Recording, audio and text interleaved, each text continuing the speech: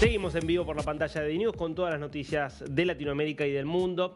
Y nos vamos a ir a Colombia, una Colombia que sigue dividida, que sigue polarizada, que sigue conmocionada por la muerte de Miguel Uribe Turbay, por la escalada de violencia, por senadores, diputados, congresistas que son amenazados y que en algunos casos hasta sufren atentados en su contra, como lo vimos la semana pasada. Y con un clima cada vez más caldeado pensando en las elecciones del año que viene. En este contexto, el gobierno parece decidido a la negación de la realidad. Es parte de lo que nos va a contar Sergio David González. Vamos en vivo a Bogotá a su encuentro. ¿Cómo estás, Sergio? Buen día. Darío, un gusto saludarte, feliz inicio de semana para ti, también para toda nuestra audiencia en Latinoamérica. Muy bien resumido, Darío, lo que estamos viviendo en Colombia es una polarización muy fuerte. Después del magnicidio de Miguel Uribe, la situación se ha puesto un poco más tensa y todo en camino a las elecciones del próximo año.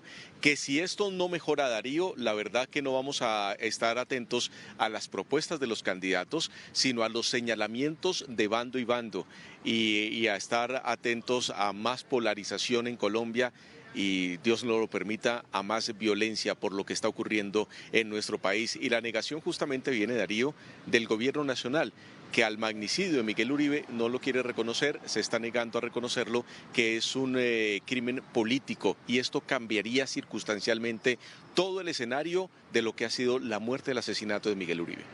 A ver, esto se da, esta nueva declaración polémica en relación a este crimen por parte del presidente Petro, en relación a la disputa de fondo con la oposición y con la figura de Álvaro Uribe, que aún desde la cárcel, y sobre todo me parece, o desde su prisión domiciliaria para ser más preciso, y sobre todo diría desde su prisión domiciliaria, que ha ganado aún más protagonismo de la decisión de la justicia de encarcelarlo a Uribe en un fallo que para muchos es muy polémico y está politizado, sin duda lo ha vuelto a poner en un lugar de centralidad dentro de la oposición.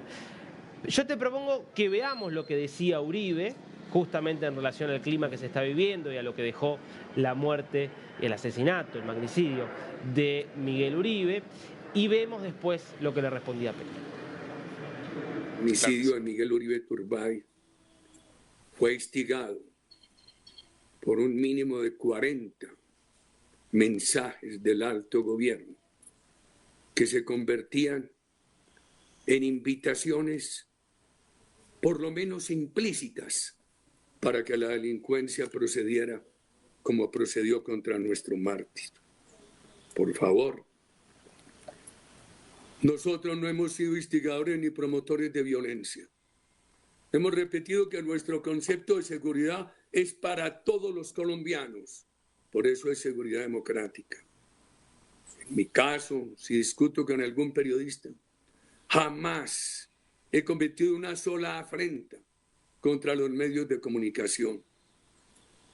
Yo les pido a todos hacer un examen de nuestra plataforma, mostrarle a los colombianos que aquí hay una propuesta democrática de restauración de Colombia para un gobierno de transición que empiece la recuperación de Colombia, y que del otro lado tenemos un castrochavismo que se quiso poner una máscara hace 4 años, pero que ya la máscara se le cayó.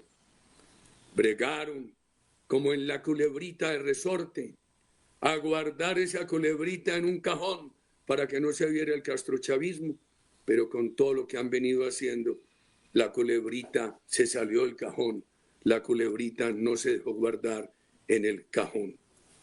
Ayúdenos a nosotros a esto.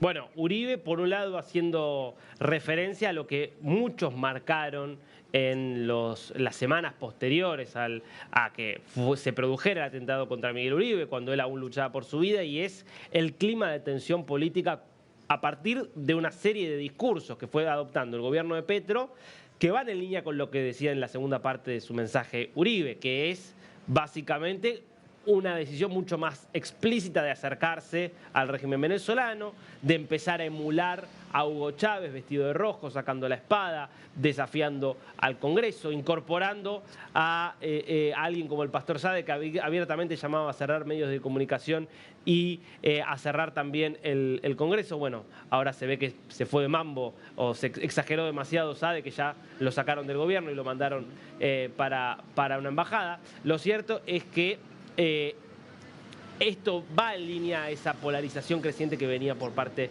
del gobierno. Ahora, esto no deja de ser el mensaje de Uribe. Lo que es sorpresivo, me parece, es la respuesta que da el presidente Petro. Veamos lo que escribió en su cuenta de X, porque varias cosas deja, ¿no? Primero, deje de sembrar odio, Uribe. Su deber es, como condenado, no sembrar más rupturas de convivencia. Usted llamó al actual presidente de Colombia terrorista y sicario. Sus amigotes lo repiten en Estados Unidos en verdadera actitud de sedición. Yo le respondí protegiéndolo a usted y a su familia. Bueno, muy raro esto de la protección, ¿no? No queda claro por dónde viene. Defender posiciones y decir la verdad no es oprobio. No traeré, suponemos que quiso poner aquí el presidente, trate de silenciarme. Ya lo intento. ¿Él intenta? Ah, no, supongo que quiso decir lo intentó. Me faltó la tilde de lado. Por décadas. Ni al representante Triana, de quien hablábamos recién porque sufrió un atentado la semana pasada, ni al senador Uribe Turbay le atentaron por razones políticas. Esto es increíble. Ni a Triana, que le dispararon 8 tiros al auto en el que se desplazaba, ni al senador Uribe, que le dispararon 2 balazos en la cabeza, los atentaron por razones políticas. Diga la verdad y reconcíliese consigo mismo y con Colombia. Acoja la política del amor y deseche el odio. Le hace mal. Sergio, corregime si me equivoco, le quisieron robar el celular a Miguel Uribe Turbay, le fueron carteristas los que lo asesinaron, porque si no, no se entiende qué es, sino un crimen político, dispararle de esa forma a un senador y precandidato a presidente.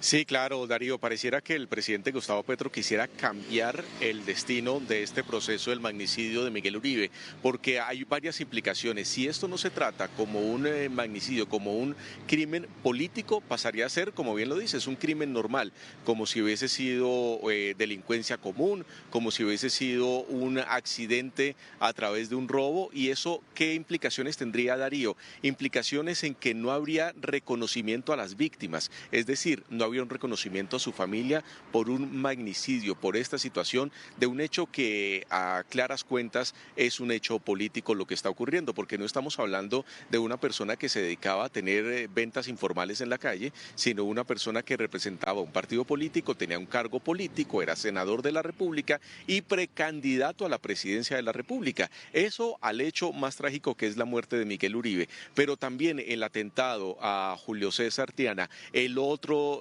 representante que tiene que ver con el partido Cambio Radical, que hay una conexión directa. Cambio Radical y Centro Democrático son los únicos partidos en Colombia que se han dedicado a hacerle oposición al gobierno actual. Son los más fuertes en sus calificativos, son los más fuertes en la fiscalización de los recursos que utiliza el gobierno, y justamente hay una coincidencia que terminan siendo los dos congresistas atentados, uno con una fatalidad y otro que logra escapar de esta situación. Pero por supuesto habría un cambio total si no se reconoce esto como un hecho político. Pero algo importante, Darío, la Fiscalía General de la Nación sí lo ha reconocido. Y esa es la investigación que más se tiene en cuenta, porque es la entidad que dará a conocer quién dio la orden y darle todo el proceso para que llegue ante un juez y les den toda la pena a los integrantes de esta banda que atentaron contra Miguel Uribe. Una cosa es lo que dice el presidente, pero otra cosa es lo que ya llevan las autoridades, y la Fiscalía General de la Nación sí lo ha determinado como un hecho político, el magnicidio de Miguel Uribe. Sí, ¿no? Por otro lado, hay claramente allí una obsesión que está presente en muchos líderes.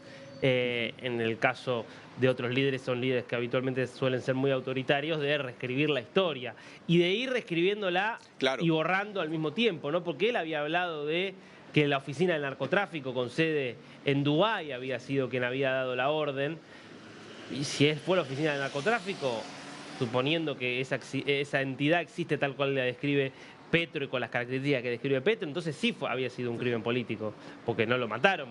Si lo mataron los narcos por una cuestión que no tenga que ver con su función política. Ahora cambia la versión y dice no tuvo nada que ver con la política. En fin. Ahora, al mismo tiempo... Sí, es como si no tuviera la culpa de nada. Exactamente, exactamente. Ahora, al mismo tiempo, Sergio, esto coincide con la decisión de también ir escalando la situación con Perú, con todo lo que venimos viendo en relación al conflicto vinculado a la isla de Santa Rosa, con este reclamo que plantea el gobierno colombiano acerca de que debería ser territorio colombiano, con todo lo que protagonizó Daniel Quintero, el exalcalde de Medellín, ultrapetrista, metiéndose, plantando allí la bandera, con la presencia, veíamos el viernes pasado, de la propia presidenta Dina Boluarte en la isla. Bueno, contanos qué va a pasar hoy en relación con esto. Bueno, te cuento que esta semana es crucial para esta relación entre Colombia y Perú con este nuevo enfrentamiento que cada semana Petro se reinventa para poder tener enfrentamientos internos y enfrentamientos externos. Esta semana se va a realizar en Bogotá la quinta cumbre de países amazónicos que siempre lo hacen para poder revisar cómo cuidar la biodiversidad del denominado pulmón del planeta. Pues bien, en esta reunión se espera la llegada el día de mañana del canciller peruano aquí a la ciudad de Bogotá, según confirmación de la propia Cancillería colombiana, no confirmación de la Cancillería peruana, que eso es lo que aún falta por confirmar, pero la Cancillería colombiana dice que ya es un hecho, que el canciller peruano vendrá a Bogotá para poder participar en esta cumbre de países amazónicos, que aparte de revisar esta situación y donde va a venir el próximo viernes Lula da Silva, pues por supuesto se habla de una reunión de alto nivel sobre la situación